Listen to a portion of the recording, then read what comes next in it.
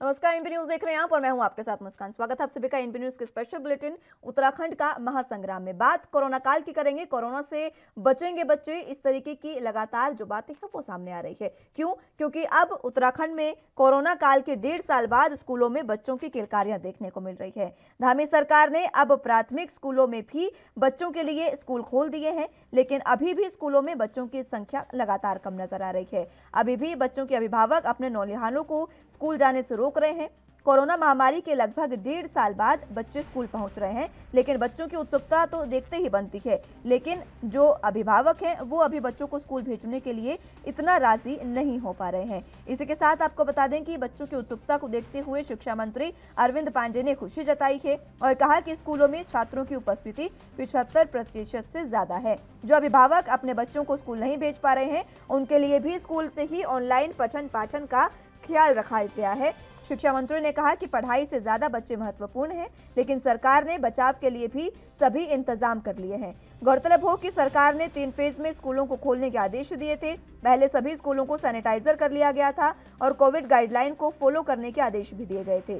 शिक्षा मंत्री ने कहा कि इस समय कोरोना के बाद लाखों की संख्या में स्कूलों में छात्रों की संख्या बढ़ी है, लेकिन अब सवाल ये उठता है कि आखिर स्कूलों में नौनिहाल कितने सुरक्षित हैं।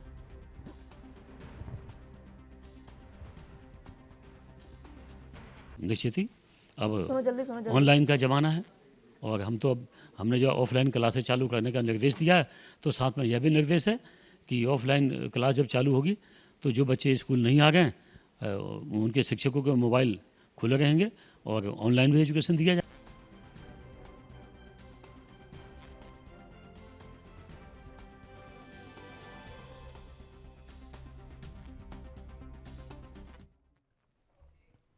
तो इसी पर आज हम चर्चा करेंगे, आखिर कोरोना से बच्चे बचेंगे कैसे, ये आज मुद्दा रखा है जिस पर आज हम चर्चा करेंगे। हमारे साथ दोनों गेस्ट मौजूद हैं, उनका तारुफ आपसे करवा देते हैं। नवीन ठाकुर जी हमारे साथ बीजेपी का पक्ष रखने के लिए मौजूद हैं और इसी के साथ लखपत बटोला जी हमारे साथ कांग्रेस का पक्ष रखने के लिए मौजूद हैं। आप दोनों का बहुत स्वागत है सर एनबी न्यूज पर।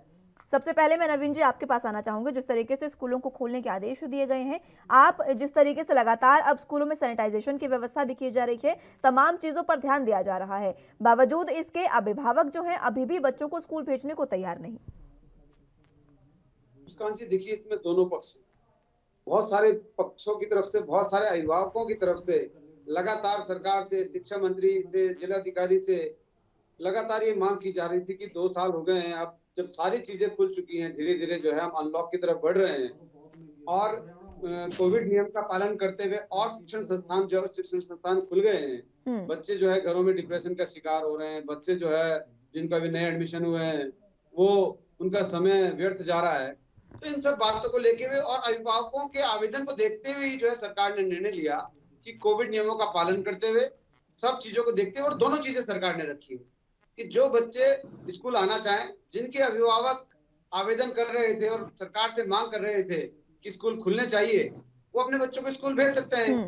और जो अभिभावक अभी शंकित हों, जिनको लगता है कि नहीं अभी जो है शायद सुरक्षा की सारी व्यवस्थाएं चाक चौबंद नहीं है या अभी वो अपने बच्चों को नहीं भेजना चाहते, तो वो ऑनलाइन जो है बच्चों से अपने पढ़ाई करा सकते हैं। तो सरकार ने दोनों व्यवस्थाएं रखी। सरकार की तरफ से किसी भी तरह की जो है कोई ढिलाई नहीं बरती गई है और समस्त जिलाधिकारियों को निर्देश है कि वो समय समय पर जाकर औचक निरीक्षण भी करेंगे और कोविड नियमों का पालन स्कूल कर रहे हैं नहीं कर रहे हैं इसकी भी जो है व्यवस्था बनाई गई है। तो सब अभिभावकों को जो है निश्चित रहना चाहिए और कहीं इक्का दुक्का जो है इस तरह का मामला आया भी है देखने, तो वहां पे जो कक्षाएं बंद कर दी गई और उन कक्षाओं को सील भी किया गया। बच्चों के टेम्परेचर की व्यवस्था, बच्चों के जो है मास्क की व्यवस्था, स्कूल के सैनिटाइजेशन की व्यवस्था, सारी व्यवस्थाएं सरकार ने की है।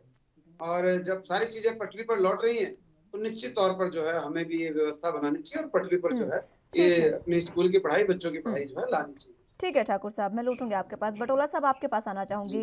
फिलहाल आपका क्या रुख, क्योंकि देखिए स्कूल तो खुलने चाहिए, ये जाहिर सी बात है, और सरकार जिस तरीके से उत्तराखंड में स्कूल खोले गए हैं, तमाम चीजें, स्कूलों को सैनिटाइज भी किया जा रहा है, जिसकी तस्वीरें भी हमने देखी है। आपका क्या रुख इस पर? मुस्कान जी, निश्चित रूप से स्कूल खुलना सरकार का स्वागत योग्य कदम।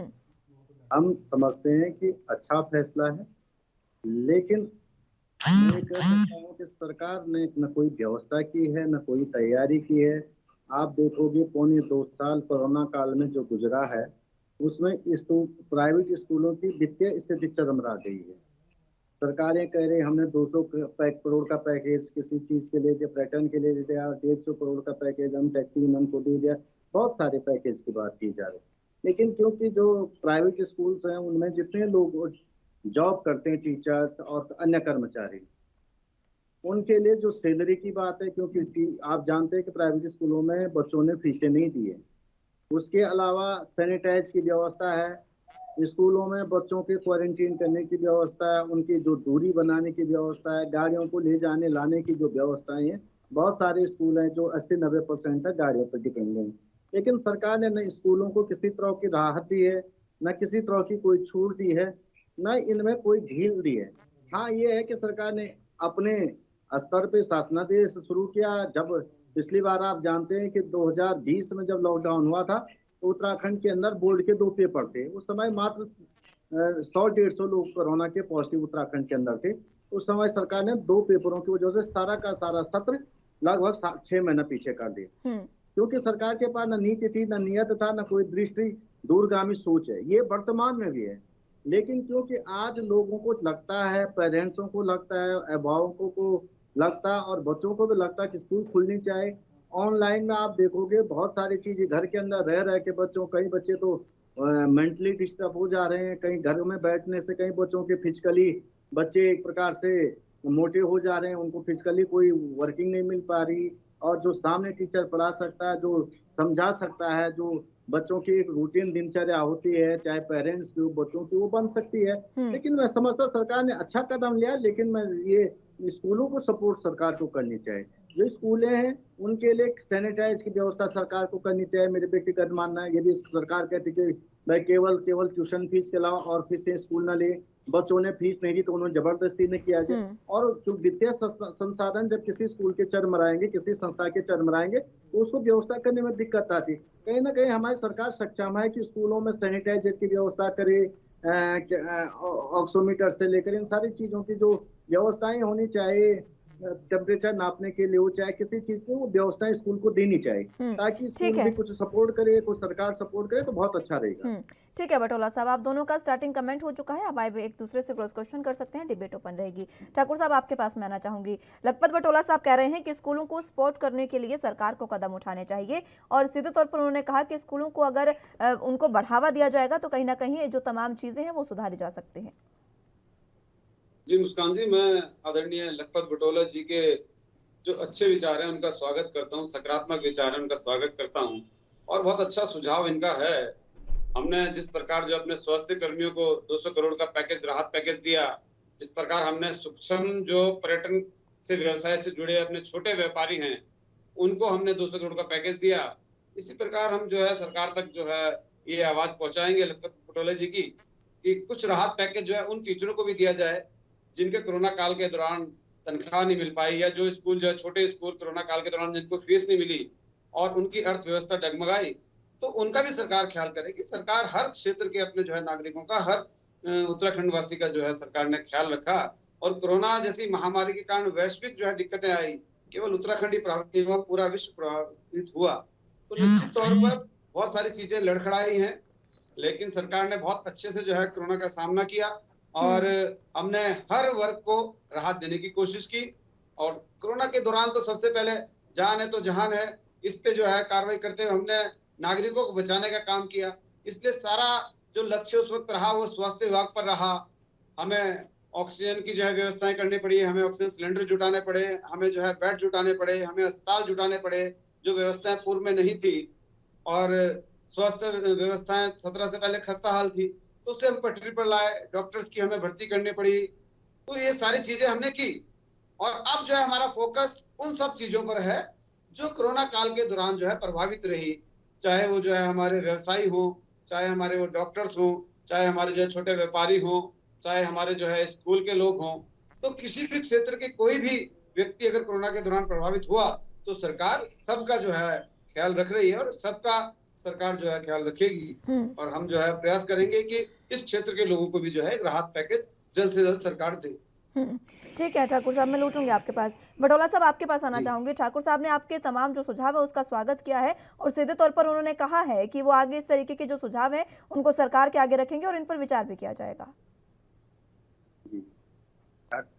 नवीन भाई बहुत अच्छा बोलते हैं, लेकिन बहुत चीजें ऐसे हैं वो जो दोष बात पिछली सरकारों को दे देते हैं, ये बड़ा दुर्भाग्यपूर्ण होता है। इन्होंने कहा हमने बहुत सारी तंत्र स्वास्थ्य में जोड़ना पड़ा है, बहुत सारा काम किया है। नवीन भाई यदि बता देंगे कितने सीएससी और कितने पीएससी सेंटर खोले आपने? सारे के सारे उत्तराखंड में जो खुले हैं वो कांग्रेस ने खोले। एनआरएचएम के माध्यम से जितने आंगनबाड़ी में गांव में जो महिलाएं लगी आंगनबाड़ी में, वो सारे के सारे कांग्रेस की देन है। आप ये बताओ कौन से आपने अलग से भर्ती कर दी, कौन सा अलग से हॉस्पिटल खोल दिए आपने, कितने नए सीएससी पीएससी खोले हैं, जरा आप बता दीजिएगा।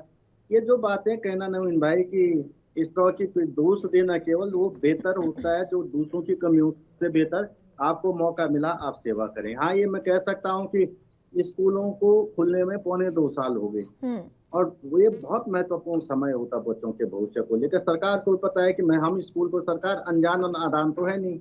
मैं समझता हूँ सरकार बहुत समझदार है और बहुत सोच समझ के कदम उठाती है होगी, लेकिन जो सरकार फैसला लेती बार बार, जिस तरह के फैसले लिए जाते, चाहे वो लॉकडाउन एग्जाम, आप जानते हैं कि जब बोर्ड के केवल और केवल 2 पेपर रह रखे थे, सरकार ने लॉकडाउन लगा दिया। लॉकडाउन लगाना अच्छी बात है, 24 तारीख को लॉकडाउन है, कोई बुरी बात, लेकिन उसके बाद 2 पेपर सरकार करा सकती थी। इसमें तो हमारी सरकार सक्षम थी कि जब 200-300 कोरोना के मामले पूरे देश के अंदर थे, तो मुझे लगता है कि उसमें कोई बड़ी बात नहीं थी कि हम उसमें वो नहीं करा पाते, एग्जाम नहीं करा पाते। एग्जाम होते तो बहुत अच्छी है। जो एग्जाम 2-3-4 महीने पोस्टपोन हुए, उसके बाद स्कूलों की लगातार जो परिस्थितियां, चाहे एनसीईआरटी की बुक लगाने को लेकर के सरकार ने गलतफहमियां उत्पन्न लोगों के अंदर की हो, चाहे बुकों से लेकर, चाहे बार बार प्राइवेट स्कूलों से लेकर और अभिभावकों तक के जो कंफ्यूजन पैदा करने का हमारी सरकार ने काम किया, वो बहुत दुर्भाग्यपूर्ण। आप जानोगे मुस्कान जी कि हिंदुस्तान के अंदर देहरादून सबसे बड़ा यदि कोई जाना जाता था तो सरकारी संस्थानों के लिए और एजुकेशन हब के नाम पे जाना जाता था। पूरी दुनिया और हिंदुस्तान के लोग देहरादून में पढ़ने के लिए आते थे। लेकिन आज देहरादून की स्कूलों की वो स्थितियां क्यों नहीं हो रही? पिछले 4-5 सालों में वो कमियां क्यों लोगों को लग रही है? वो प्राइवेट स्कूलों को क्यों अपने आप में एक प्रकार से भय का, और मैं कह सकता हूँ कि सरकार ने इस तरह का प्रेशर किया है कि वो खुल के काम नहीं कर पा रहे। शिक्षा के क्षेत्र में आप यदि फाउंडेशन लगा दोगे कि आपको यही किताब पढ़नी, इसी को लेके पढ़ना है, जब पेरेंट्स स्वतंत्र हैं, कोई पेरेंट्स दे सकता है, माना स्कूल, कोई स्कूल भी है, प्राइवेट स्कूल हैं, वो तय करते हैं कि हमें विश्व स्तरीय यदि एजुकेशन देनी है तो मानक तय करती है। सरकार का बोर्ड है, उसके अंदर बच्चों को शिक्षा दे, लेकिन उसके बाहर भी स्कूली शिक्षा देती थी। अब दूसरी बात मैं कह सकता हूँ कि यदि नवीन भाई ने नई शिक्षा नीति पढ़ी हो, जिसको लेकर के शिक्षा मंत्री को ही बदल दिया गया है। आपने देश के अंदर पहली बार, नवीन भाई मुझे बड़े दुख के साथ कहना पड़ता है कि जब माननीय प्रधानमंत्री 2014 में प्रधानमंत्री बने तो एनआरएचएम की जो मिनिस्ट्री थी उसके अंदर आपने एक ऐसी महिला को बिठाने का काम कर दिया कि जो महिला 10 पास नहीं थी, और 3 साल खींचने के बाद उसको हटा दिया। उसके बाद आपने 2019 में आकर, मैं थोड़ी सी पूरी बात करती, 2019 में आके आप सत्ता में आए, आपने कहा हमने नया एजुकेशन पॉलिसी लेके आ रहे हैं। आपने ऐसे व्यक्ति को शिक्षा मंत्री बनाया जिनकी शिक्षा आप नहीं कह सकते किसी सरकारी प्रॉपर बोर्ड से जिनकी शिक्षा हुई हो। ये एक दुर्भाग्यपूर्ण है। आप फिर शिक्षा मंत्री को हटा देते हैं। ठीक है बटोला साहब, मैं लौटूंगी आपके पास। मुस्कान ठीक है मैं लौटूंगी सर, मैं लौटूंगी। ठाकुर साहब भी बातें कहना चाह रहे हैं, वो भी इंतजार कर रहे हैं। मैं लौटूंगी आपके पास, समय आपको पूरा दिया जाएगा। मैं लौटूंगी सर। ठाकुर साहब देखिए, बटोला साहब शिक्षा नीति पर सीधे तौर पर सवाल उठा रहे हैं। मैं लौटूंगी बटोला साहब आपके पास। शिक्षा नीति पर सवाल उठाए गए हैं। पूरा सवाल नहीं मुस्कान जी, मैं लौटूंगी बटोला साहब आपके पास। मुस्कान जी, आदरणीय बटोला जी सवाल बेशक उठा रहे हैं, लेकिन ये भूल रहे हैं कि उंगलियां इनकी तरफ उठ रही हैं। ये भूल गए उसी कांग्रेस के प्रवक्ता हैं जिसने 5 जो शिक्षा मंत्री बनाए। आप देख लीजिए, 5 शिक्षा मंत्री के नाम गिन लीजिए स्टार्टिंग से, कौन कौन लोग इन्होंने बनाए। ये वो कांग्रेस के प्रवक्ता है जिन्होंने अनपढ़ सीएम बनाए। ये वो कांग्रेस के प्रवक्ता है जो आज उंगली उठा रहे हैं उन महिला के ऊपर की जो 10वीं पास थी। उनके कार्यकाल को देख लीजिए, तुलना कर लीजिए, और इनके कार्यकाल को देख लीजिए आप, इनकी क्या उपलब्धि रही। दूसरी बात, वापस उत्तराखंड पर आते हैं। हम जहाँ चर्चा कर रहे थे स्वास्थ्य विभाग की, आदरणीय बटोला जी ने कहा कि हम आरोप लगा देते हैं। आदरणीय बुटोला जी, मैं कोई आरोप नहीं लगा रहा हूँ, जो सत्य बात है उसका जो है जिक्र किया केवल, क्योंकि इससे संबंधित बात थी। भैया 2017 में जब आप गए तो इस प्रदेश में केवल श्रीनगर में एक मेडिकल कॉलेज में ऑक्सीजन प्लांट था। आज हमने 18 ऑक्सीजन प्लांट लगाए, और कोरोना ऐसी महामारी थी, मैं उत्तराखंड की तुलना नहीं कर रहा हूँ कि केवल उत्तराखंड में ऐसे ही हुआ। देखिए, विश्व में जो हेल्थ के मापदंड के हिसाब से प्रथम, द्वितीय और तृतीय देश थे, वो भी कोरोना जैसी महामारी में धराशायी हो गए, और वहां पर भारत से ज्यादा जो है आंकड़े रहे, और कितनी मृत्यु दर, भारत से ज्यादा मृत्यु दर था वहां पर, और वो आज भी जो है वैक्सीनेशन, भारत से ज्यादा वैक्सीनेशन नहीं करा पाए हैं।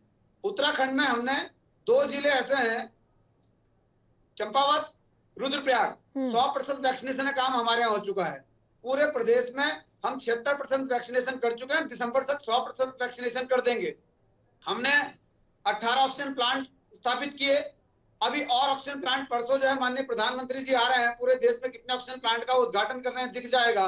अगर कांग्रेस ने अपने समय में ये काम किया होते तो कांग्रेस को दिख गया कि जो कोरोना की दूसरी लहर में ऑक्सीजन के लिए हाहाकार मचा, वो ना मचता। काम करना चाहिए था आपको, हमने तो स्थिति तुरंत संभाल ली। ये अस्पतालों की बात कर रहे थे, अरे भैया सफेद हाथी खड़े कर दिए आपने, उसमें ना डॉक्टर्स ना उसमें सुविधाएं हैं।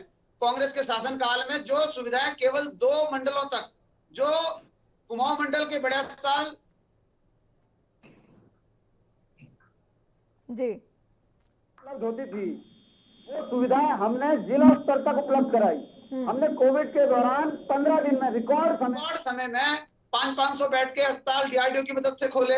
एक तो जो है सुशीला तिवारी अस्पताल में 500 बेड का अस्पताल 15 दिन में हमने खोल के दिया। एक जो है ऋषिकेश बीएचएन में हमने 500 बेड का अस्पताल 15 दिन में खोल के दिया। तो इसको तो जनता ने देखा ना। हमने वेंटिलेटर कितने थे, 116 वेंटिलेटर थे प्रदेश में केवल, आज जो है 1000 से ऊपर 16 तो 63 वेंटिलेटर हमारे पास हैं। ऑक्सीजन बेड कितने जनता ने देखा, आज जो है कितने ऑक्सीजन बेड हैं। ऑक्सीजन सिलेंडर कितने, आज कितने ऑक्सीजन सिलेंडर हैं।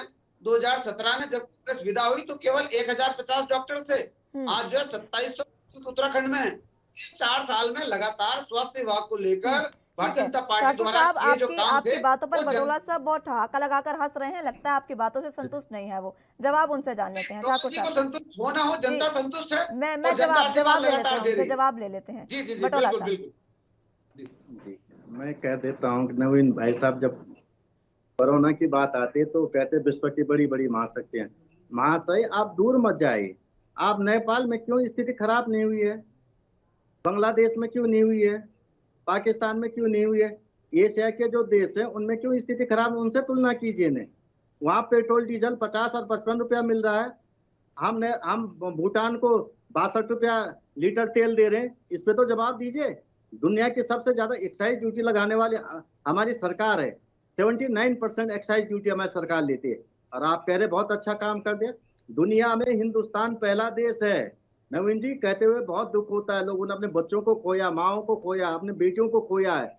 और मैं आपसे कह सकता, बड़े दुख की बात है कि हिंदुस्तान में नरसंहार वालों को ऑक्सीजन न मिलने की वजह से सप्लाई नहीं हो पाई ऑक्सीजन की, केंद्र सरकार के निकम्मेपन और ठल्लेपन की वजह से। क्योंकि ये सप्लाई चेंज ऑक्सीजन की जो है केंद्र सरकार के हाथ में होती है, इसके लिए राज्य सरकारें जिम्मेदार नहीं है, पहली बात है। दूसरी बात, आपने शिक्षा पे बात कही है, मैं ये पूछना चाह रहा हूँ, मैंने इस पे सवाल नहीं किया। मैंने कहा अगर वो स्मृति ईरानी इतना अच्छा काम करे तो क्यों हटाया गया उनको 3 साल बाद। मैं ये पूछना चाह रहा हूँ, अगर आप निशंक जी बहुत अच्छा शिक्षा नीति ले तो ये 100 साल में उन्हें क्यों हटा दिया। आप तो मंत्री हटा देंगे, लेकिन इस देश के लाखों बच्चे जो पढ़ रहे, जिनके शिक्षा नीति आई है, उनका भविष्य तो तुमने चौपट कर दिया ना। तुम तो उनके साथ खिलवाड़ कर रहे हो, उनके साथ फुटबॉल बनाने का काम उन बच्चों का भविष्य कर रहे हो आप। ये तो सोचिए, यदि आपका मंत्री अच्छा काम नहीं कर रहा है तो आप कोई ये एक्सपेरिमेंट थोड़े नवीन भाई, बच्चों के भविष्य के साथ एक्सपेरिमेंट नहीं किया जा सकता है। ये तो आपको समझना पड़ेगा, आपका भी बच्चा, हमारा बच्चा। और आप जानते हैं नवीन जी कि हमारे उत्तराखंड के अंदर बहुत, देश के अंदर सबसे ज्यादा रेशियो मरने वालों की रही, सबसे ज्यादा परिस्थितियां लोगों को रायपुर के लेकर, और कई जगह ऐसे शमशान है जहाँ पे लोगों को जगह नहीं मिल पाई। इससे कोई छुपी हुई बात नहीं है। और जिस तरह से आपने भ्रष्टाचार किया इसके अंदर, आपने सैनिटाइजर में भ्रष्टाचार कर दिया, आपने ऑक्सीमीटर में भ्रष्टाचार कर दिया, पूरे के पूरे आपने आपदा में जो अवसर ढूंढा, और सरकार पूरी की तरह भ्रष्टाचार में लिप्त रही। ये आपके विधायक और मंत्री ने आरोप लगाए, कोई कांग्रेस और लखपत बुटोला तो लगा नहीं रहे। बात शिक्षा की नीति पे है। मैं ये जरूर कह सकता हूँ कि कोरोना काल में, सुन लीजिए, कोरोना काल में आपने शराब की दुकानें तो 15 दिन में खोल दी, पिक में। शराब की दुकानों में तो कोई 2 गज की दूरी नहीं थी, कोई सैनिटाइजर नहीं था, कोई मास्क नहीं था। शराब की दुकानें गांव-गांव खोल दी और उसको तो खूब धड़ल्ले से। आप ये बताएं, आप बता सकते हैं आपकी कोरोना काल में शराब की दुकान कितने दिन बंद रखी थी? मात्र 16 दिन बंद रखी आपने। और उसके बाद पूरी की पूरी शराब की दुकान पूरे प्रदेश में खोल दी और देश में खोल दी। और स्कूलों को खोलने के लिए जब नौबत आई तो आपने एक ठेली नहीं दी स्कूल में। स्कूल के जो प्राइवेट सेक्टर में जो आप कहते हैं आत्मनिर्भर लैंड की बात हमारी सरकार करती है, और जो प्राइवेट सेक्टरों में जॉब उनकी स्थितियां देखिए ना, क्या स्थितियां हुई लोगों की। सरकार ने क्या मदद की उनकी? आज सरकार स्कूल खोले, गाइडलाइनें शुरू करती है, सरकार कई तरह की फीसें वसूलती है और बोर्ड भी लेता है कई बार बच्चों से फीस। लेकिन उसके बदले इस कोरोना काल में उस स्कूल के बच्चों को क्या मिला है? उस स्कूल को क्या दिया सरकार ने? हमारी बिल्कुल, ठीक सरकार है। की वाजिब जिम्मेदारी नहीं वाजिब थी कि सवाल है जो आपका बटोला साहब। जवाब ले लेते हैं ठाकुर साहब से। ठाकुर साहब, जानना चाहूंगे आपसे, बटोला साहब जानना चाह रहे हैं कि आखिर आपने किया क्या है स्कूलों के लिए, सरकार ने क्या किया है, वो जानना चाह रहे हैं आपसे। सरकार ने जितना शिक्षा के लिए उत्तराखंड में किया, स्कूलों के लिए जितना किया, कांग्रेस पिछले 20 साल में नहीं कर पाई। यदि क्या केंद्र दिया? की बड़ी बड़ी बातें बता रहे थे दिया क्या? और मैं भी तो पहले तो जानना मैं इनका चाहूँ। सिलसिलेवार जो है आदरणीय बटोले जी की बातों का जवाब दे दूं। इतनी हास्यास्पद बात बटोले जी कह रहे हैं जी, नेपाल में जो है क्यों नहीं कोरोना के केस आए, बांग्लादेश में क्यों नहीं आए। ये तो वैसी बात होगी, भैया मेरे घर में आग लगी, तेरे घर में क्यों नहीं लगी? अरे भैया ये तो महामारी है, ये कोई देख के तो नहीं आएगी कि नेपाल में क्यों नहीं आई, बांग्लादेश में क्यों नहीं आई, पाकिस्तान में क्यों नहीं आई, अमेरिका का क्यों नहीं जिक्र कर रहे हैं, ब्रिटेन का क्यों नहीं जिक्र कर रहे हैं, फ्रांस का क्यों नहीं जिक्र कर रहे हैं? उनकी स्वास्थ्य व्यवस्थाएं तो नंबर 1 की थी ना, वहां का हाल देखिए ना। आप आज कहते हम टीकाकरण की बात कर रहे हैं, ऑस्ट्रेलिया में ऐसे हुआ, अमेरिका में ऐसे हुआ, मुस्कान ये तो आप कहते हैं। के समय में तो कचरे का टीका जो है खरीद के लाना पड़ता था बाहर से, वो टीका नहीं बना पाए क्योंकि वैज्ञानिकों को प्रोत्साहन नहीं देते थे, उसकी तरफ कोई ध्यान नहीं था। हमें गर्व करना चाहिए कि विश्व में 5 विकसित राष्ट्र है, उनमें से एक विकसित राष्ट्र भारत ने भी जो है कोरोना का टीके का निर्माण किया। विकासशील राष्ट्र केवल एक भारत है, बाकी 5 विकसित राष्ट्रों में 4 ने टीके का निर्माण किया, अपने भारत ने भी किया। दूसरा है उत्तराखंड के आदि ये कह रहे हैं सबसे ज्यादा मृत्यु दर रही। आप महाराष्ट्र क्यों नहीं जिक्र कर रहे हैं, जहाँ पे आपकी सरकार है, जहाँ सत्ता में आप केरल में मुख्य विपक्षी दल है। आज पूरे देश में 40% कोरोना के मरीज आ रहे हैं, केवल केरला से आ रहे हैं। ये केरला का क्यों नहीं जिक्र कर रहे हैं? कोरोना काल के दौरान मुस्कान जी, राजस्थान के इनके मुख्यमंत्री ने क्या कहा था? सरकार सबका ठेका नहीं ले सकती, सबको जो है स्वास्थ्य सुविधा उपलब्ध नहीं करा सकते। तो हमारे देश के मुख्यमंत्री ने ऐसा नहीं कहा, हमने तो सबकी जिम्मेवारी उठाई। हमारे लाखों जो प्रवासी उत्तराखंडी भाई बाहर से आए, हमने उनका भी ख्याल रखा। 7 लाख भाई जो है हमारे बाहर से आए, हमने उनका भी स्वागत किया, उनके रहने की व्यवस्था की, उनको जो है टीकाकरण की व्यवस्था की, उनको जो है कोरोना टेस्टिंग की व्यवस्था की, सारी व्यवस्थाएं हमने की। हमने इनके मुख्यमंत्री की तरफ पल्ला नहीं झाड़ी है। बिल्कुल राजस्थान के मुख्यमंत्री का बयान आपने देखा कितना वायरल हुआ था। इनके मुख्यमंत्री तो स्पष्ट जो है जनता से पल्ला झाड़ लेते हैं। उन्होंने साफ कहा हमारे पास ठेका नहीं है, हम सरकार के पास इतने संसाधन नहीं है कि प्रत्येक नागरिक को स्वास्थ्य सेवाएं उपलब्ध करा सके। ठीक है ठाकुर साहब, आपकी बातों का जवाब ले लेते हैं। ठीक है बटोला साहब, आपके पास आना चाहूंगी। सीधे तौर पर सवाल उठाए गए हैं, आपके खुद के मुख्यमंत्री इस तरीके की बातें करते हैं और पल्ला झाड़ते नजर आते हैं अपनी जिम्मेदारियों से, ये आरोप लगाए जा रहे हैं आप पर। आरोप नहीं है, हकीकत है। नवीन ठाकुर साहब से मैं ये आप कह रहे दुनिया के 5 देशों में हिंदुस्तान ने वैक्सीन बनाई है, बहुत स्वागत, साधुवाद। लेकिन पूछना चाह रहा हूँ केंद्र सरकार ने रिसर्च के लिए कितना पैसा दिया, क्या योगदान है केंद्र सरकार को वैक्सीन और कोविशील्ड को बनाने में? बता सकते हैं आप? एक छल्ला नहीं दिया सरकार ने, और आप उसको अपनी फोटो चिपकाना चाहते हैं? आप बता सकते हैं सरकार की? ब्रिटेन की सरकार ने दिया है पैसा, और ये रिसर्च ब्रिटेन सरकार के पैसों से हुआ है। ये जो आप गलत तथ्य और गलत चीज पेश करते हैं, ये ज्यादा नहीं चलने वाला। आप बताओ, आपका केंद्रीय मंत्री किसानों को रौन के चला जाता है और उसके बाद कहते हो खालिस्तानी है। मतलब एक दुखद घटना है ये, कोई आप राजनीति और सरकारों की बात नहीं। एक मंत्री का बच्चा इतना सत्ता के मदमोह में इतना मदमस्त हो जाए कि लोगों को रौंद ले, लोगों को रौंदता हुआ चले जाए, और उसके बाद नैतिकता नाम की न केंद्र सरकार में न राज्य सरकार में। ये इस तरह की जो सरकारें चल रही हैं, यही हाल उत्तराखंड के अंदर है। स्कूलें डिस्ट्रॉय हो चुकी पूरी तरह से, शिक्षा नीति पटरी से उतर चुकी है। मुस्कान जी, यदि उत्तराखंड की आप स्थितियां देखोगे, मैं कह सकता कोरोना काल में ऑनलाइन हमारे ग्रामीण क्षेत्रों में 60% कनेक्टिविटी की दिक्कत होती है। हम तो यहाँ 5G लगा के भी मेरे घर में क्या कहते हैं, सारे के सारी व्यवस्था होने के बावजूद भी 3 नेटवर्क लेने के बावजूद भी कई बार समस्या आती है। लेकिन जो ग्रामीण क्षेत्र में दूरस्थ क्षेत्र हैं, वहाँ कौन सा ऑनलाइन पढ़ाई हो पाएगी? सरकार ने वहाँ क्या व्यवस्थाएं की है? खोले गए ना सर? नहीं, मैं सुन लो, मैं पूरी बात। लेकिन स्कूल खोले तो स्कूल खोलने के लिए आपको क्या सरकार को मदद नहीं करनी चाहिए? क्या सैनिटाइज करने की व्यवस्था सरकार को नहीं, सैनिटाइजेशन की व्यवस्था नहीं करनी चाहिए, ऑक्सीमीटर की व्यवस्था नहीं करनी चाहिए? यही तो मैं पूछना चाह रहा हूँ कि सरकार ठीक ने है, क्या ठीक व्यवस्था है, समय की की कमी है बटोला साहब, ठीक है, समय की कमी है। नवीन जी आपके पास आना चाहूंगी, आखिरी कमेंट आपका चाहूंगी इसी पूरे मसले पर। जिस तरीके से लगातार बटोला साहब आरोप लगा रहे हैं कि जो सुविधाएं हैं स्कूलों को वो सरकार की ओर से देनी चाहिए, सरकार स्कूलों को सपोर्ट करे, अगर उनका सहयोग करे तो स्कूलों की जो स्थिति है वो अच्छी हो सकती है। और इसी के साथ सैनिटाइजर और बाकी तमाम चीजों के लिए उन्होंने अपील की है आपसे कि आप स्कूलों की सहायता करें। मुस्कान जी, सब कुछ हो रहा है और कांग्रेस का काम केवल आरोप लगाना रह गया। कांग्रेस आरोप लगाने लायक ही रहेगी। आप देखिए, राजस्थान के मुख्यमंत्री के बारे में मैंने पूछा, उस पर जवाब नहीं था। बात शिक्षा से शुरू हुई, स्वास्थ्य पर भाग गए। स्वास्थ्य पे जब सवाल खड़े हुए इनके तो स्वास्थ्य छोड़ के जो है लखीमपुर खीरी भाग गए। अरे भैया, लखीमपुर खीरी में 2 पक्ष थे, किसान और सरकार। किसानों के साथ सरकार का समझौता हो गया, लेकिन कांग्रेस की जो है तथाकथित राष्ट्रीय अध्यक्ष जो चला रही है आजकल, प्रियंका गांधी जी 2 दिन से वहां डेरा डाले बैठी हैं और प्रयास कर रही है किसी तरह से चाहे दंगा भड़क जाए, किसी तरह से दंगा भड़क जाए। कांग्रेस का इतिहास रहा दंगा कराने का।